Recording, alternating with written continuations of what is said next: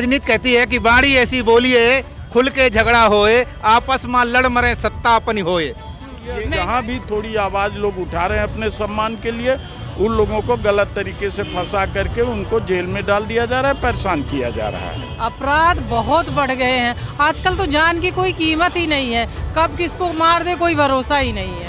हाँ, संविधान बिल्कुल खतरे में, हमको पूरा विश्वास है संविधान खतरे में। और हिंदू को हिंदू से लड़ा रहे हैं, ये हिंदू है कहाँ? हो चुकी अच्छे दिन के वादे किए गए थे, और किसी भी पब्लिक में किसी से पूछे कितना अच्छा दिन वो देख रहे हैं। आपसी में द्वंद्व कराने का मुद्दा है, भाइयों से भाइयों लड़ाने का मुद्दा है। बेरोजगारी तो इतनी चरम पे है कि पूछिए ना। नमस्कार, मैं हयात अब्बास और आप देख रहे हैं 4 PM न्यूज़ नेटवर्क। लगातार सभी पार्टियां ये दावा कर रही हैं कि संविधान खतरे में है। कहा जा रहा है कि दलित विरोधी सरकार है जो मौजूदा सरकार है, दलित और विपक्षी विरोधी सरकार है। ऐसे में लोग हमारे साथ हैं, जान लेते हैं क्या सर आपको लगता है कि ये सरकार दलित विरोधी सरकार है और क्या संविधान खतरे में है? हाँ, बिल्कुल संविधान खतरे में महसूस हो रहा है हम लोगों को। जब से ये सरकार सत्ता में आई हुई है, तब से हम लोग देख रहे हैं कि लगातार जो संवैधानिक संस्थाएं हैं उन पर पूरा का पूरा कब्जा सत्ता का हो चुका है, अपने हिसाब से चला रहे हैं। उसमें सबके बोलने के अधिकार को ख़त्म किया जा रहा है, सबको दबाया जा रहा है, हत्याएं बलात्कार हो रहे हैं, उस पर जो है कुछ खास लोगों को ही टारगेट किया जा रहा है, बाकी लोगों को खुली छूट दे दी गई है। इस तरह से जो लोग जो है इस सत्ता के खिलाफ में या कोई अपनी आवाज़ उठाना चाह रहे हैं, उन सब लोगों को किसी न किसी षड्यंत्र में दबा करके और कहीं न कहीं फंसा करके जेल में डाल दिया जा रहा है, उनकी आवाज़ दबा दी जा रही है। मतलब आपको ऐसा लगता है कि जो अल्पसंख्यक हैं देश में और जो दलित है उनको दबाने की, उनके अधिकारों को छीनने की कोशिश कर रही है? स्पष्ट दिखाई दे रहा है कि अल्पसंख्यक, दलित, पिछड़ा, इन सब लोगों को पूरी तरह से जो है दबा दिया जा रहा है, दबाने की कोशिश की जा रही है। जहाँ भी थोड़ी आवाज़ लोग उठा रहे हैं अपने सम्मान के लिए, उन लोगों को गलत तरीके से फंसा करके उनको जेल में डाल दिया जा रहा है, परेशान किया जा रहा है। लगातार राहुल गांधी इस बात को कहते आए हैं और सभी विपक्षी नेता कि संविधान खतरे में है। वो तो किताब भी अपने हाथ में लिए रहते हैं, तो उसके जब जो बीजेपी के नेता हैं कहते हैं ये सब ढोंग कर रहे हैं, ऐसा कुछ नहीं है, तो मैं एक कॉमन मैन की तरह आपसे पूछ रही हूँ कि आप ये बताइए कि क्या इस पे आपको विश्वास है कि वाकई संविधान खतरे में है? हाँ, संविधान बिल्कुल खतरे में, हमको पूरा विश्वास है संविधान खतरे में। और इसी तरह से चलता रहा तो संविधान बदलने की पूरी साजिश है, संविधान बदलने की पूरी साजिश है। और अगर भाजपा 400 से पार चली गई होती तो अब तक आपको संविधान का दूसरा स्वरूप दिखाई देता। देश के मूलभूत मुद्दे हैं, क्या उन पे बात करती है सरकार? जैसे वादा किया सबका साथ सबका विकास, महंगाई, बेरोजगारी, आपको लगता है कहीं से देश में सब चीज़ कम हो रही है? हाँ, बिल्कुल। ये महंगाई का ग्राफ देखिए, 40 साल के सबसे निचले स्तर पर चला गया है, महंगाई सबसे ज़्यादा हो चुकी है। बेरोजगारी 40 साल के ग्राफ को देखिए तो सबसे ज़्यादा बेरोजगारी हो चुकी है। महंगाई कहाँ से कहाँ पहुँच चुकी है। अच्छे दिन के वादे किए गए थे, और किसी भी पब्लिक में किसी से पूछे कितना अच्छा दिन वो देख रहे हैं, कुछ खास लोगों को छोड़ करके। देखिए सर कह रहे हैं कि यहाँ बहुत से लोग हैं, तो हम ये जानने की कोशिश करेंगे कि क्या वाकई में जिस तरह बीजेपी ने अच्छे दिन का वादा किया, क्या किसी के दिन अच्छे आए? सर, बीजेपी का वादा था कि अच्छे दिन ला देंगे, एक तरफ विपक्षी सभी दल कह रहे हैं कि संविधान बदलने की कोशिश कर रही है बीजेपी पार्टी, आप इससे इत्तेफाक रखते हैं? देखिए, ऐसा है ना कि ये राजनीति है। राजनीति कहती है कि बाणी ऐसी बोलिए खुल के झगड़ा होए, आपस में लड़ मरे सत्ता अपनी होए। ये महंगाई, बेरोजगारी कोई मुद्दा है? किनका? इनका ना बेरोजगारी मुद्दा है, ना महंगाई मुद्दा है, इनका आपसी में द्वंद्व कराने का मुद्दा है, भाइयों से भाइयों लड़ाने का मुद्दा है। मतलब हिंदू मुसलमान? हिंदू मुस्लिम नहीं, हिंदू को हिंदू से लड़ा रहे हैं। ये हिंदू है कहाँ? वो तो केवल हिंदू कथाकथित लोग हैं। जब धर्म खतरे पे होता है तो हिंदू के नाम से बुलाते हैं, और जब इन पर खतरा खत्म हो जाता है तो जातियों के नाम से बुलाते हैं। तो हिंदू धर्म है ही नहीं है। क्या देश में अल्पसंख्या और दलित को दबाने की कोशिश की जा रही है? देखिए ऐसा है ना, ये क्रमिक जो हिंदू धर्म है वो गैर बराबरी का धर्म है। इसमें कोई समता बराबर है ही नहीं है। ये धर्म ही नहीं, अधर्म है। जहाँ पर किसी का शोषण हो, जिस धर्म में किसी का शोषण होता है वो धर्म नहीं कहलाता, अधर्म कहलाता है। तो धर्म में देखा जाए तो बुद्धिज्म है, मानो एक समान।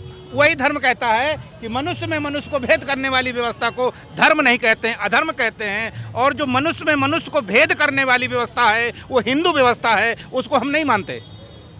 आपकी नज़रों में सबसे बड़ा मुद्दा इस वक्त क्या चल रहा है देश में? इस समय कोई बेरोजगारी का मुद्दा अहम है। सारा लोगों को अंधविश्वास में ढकेला जा रहा है। इस समय जो सरकार की नीतियां हैं वो अंधविश्वास में ढकेली जा रही हैं। वो जो कहने का मतलब है, मैं तो 16 कंट्रियों का विदेश का भ्रमण किया हूं और मैं उसमें देखता हूं 16 कंट्रियों में से अभी मैं परसों लौट के विदेश से अदर कंट्रियों से आया हूं 43 लोगों के साथ। तो यहाँ की जो व्यवस्था दुर्गति का कारण है, यहाँ के कथाकथित चंद लोग हैं, जो 3% लोग हैं, वो इस व्यवस्था को खराब करने में लगे हुए हैं।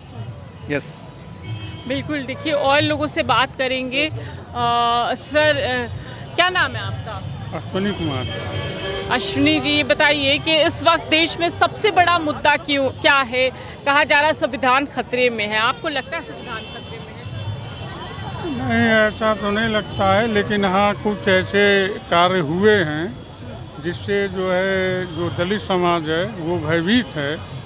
तो ये बीजेपी सरकार तो कहती सबका साथ सबका विकास। ये तो कोई भी सरकार है वो आती है तो यही कहती है कि सबका विकास सबका साथ, लेकिन वास्तव में ऐसा नहीं होता है। विकास कुछ ही लोगों का होता है, बाकी लोग जो हैं परेशानियों से गुजरते रहते हैं। तो जहाँ तक है कि कहीं ना कहीं कोई ऐसी बात है, लेकिन फिर भी ये उम्मीद की जा सकती है कि आने वाले समय में सुधार होगा, जनता को राहत मिलेगी। सर कौन सा मुद्दा इस वक्त हावी है लोगों पे? महंगाई, बेरोजगारी? इसमें कौन सा मुद्दा हावी नहीं है। इसमें आप देश में वक्फ बोर्ड को लेकर के तमाम मुद्दे हैं। बेरोजगारी का मुद्दा है, दलितों के मुद्दे हैं। करणी सेना जो है पूरे देश में उफान मचा रखा है। मतलब संविधान खतरे में है? संविधान पूरा खतरे में है। संविधान की लेकर के कोई भी आवाज़ उसको जो है आज के समय में सरकार जो है संविधान के हिसाब से चल ही नहीं रही है। संविधान बहुत बड़ा मुद्दा है, लेकिन देश के अंदर सरकार जो ज़रूरी मुद्दे हैं उनसे भटकाने के लिए इस तरह के मुद्दों को उठा रही है। वक्फ बिल का मुद्दा है और भी तमाम मुद्दे हैं। तो और मुद्दा क्या है? बेरोजगारी और महंगाई? नहीं, महंगाई है, बेरोजगारी है, दलित उत्पीड़न चल रहा है। हर जगह देखिए महिलाओं के साथ, दलितों के साथ उत्पीड़न हो रहा है, बहुत तमाम तरीके की। कानून व्यवस्था की बात करते हैं, क्या कानून व्यवस्था इस वक्त उत्तर प्रदेश की अगर बात करूं तो सही है? कानून व्यवस्था को लेकर उत्तर प्रदेश की हालत बहुत ख़राब है। सुप्रीम कोर्ट ने बोला है कि जंगल राज चल रहा है। अब इससे ज़्यादा क्या हो सकता है? अब इससे भी ज़्यादा जब सुप्रीम कोर्ट उत्तर प्रदेश के ऊपर इस तरह की टिप्पणी कर रहा है तो इससे ज़्यादा क्या हो सकता है?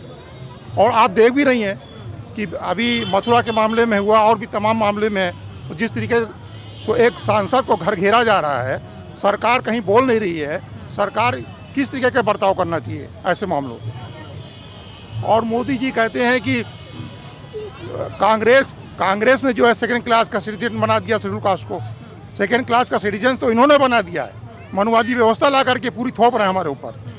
इससे ज़्यादा बुरी दिन क्या होंगे हम लोग के? मतलब मनुस्मृति को समाप्त होना चाहिए। बिल्कुल, मनुवादी व्यवस्था को समाप्त होना चाहिए। और लोगों से बात करेंगे। सदियों से चलता आया Baba Saheb doctor B are Ambedkar का संविधान वही चल रहा है, वही होना चाहिए, क्योंकि 85% ज़्यादा है, 15 कम है। और 85% के लोग हैं SC OBC माइनॉरिटी। अब ऐसा क्यों लगने लगा है कि संविधान खतरे में? मैं इसलिए कहना चाहता हूँ कि अब जो व्यवस्थाएं हैं वो 15% की जो हैं वही सुनते हैं, वही करते हैं। 85 का चलता नहीं। भले उनके पास रहें, उनका गुलाम रहे, लेकिन वही हाँकते हैं घोड़े को जिनके हाथ में लगाम है। तो भाई जिधर हाँकोगे उधर ही समाज जाएगा। बात यहाँ से है। कि संविधान खतरे में है और इस वक्त नौजवानों के मुद्दे क्या हैं? नौजवानों के मुद्दे यही है कि संविधान जो जैसे चल रहा है, जैसे चलता आया वैसे ही चलता रहे। ये जो लोग बोल रहे हैं ये सब बंद करना होना चाहिए। क्या महंगाई बेरोजगारी कोई मुद्दा है?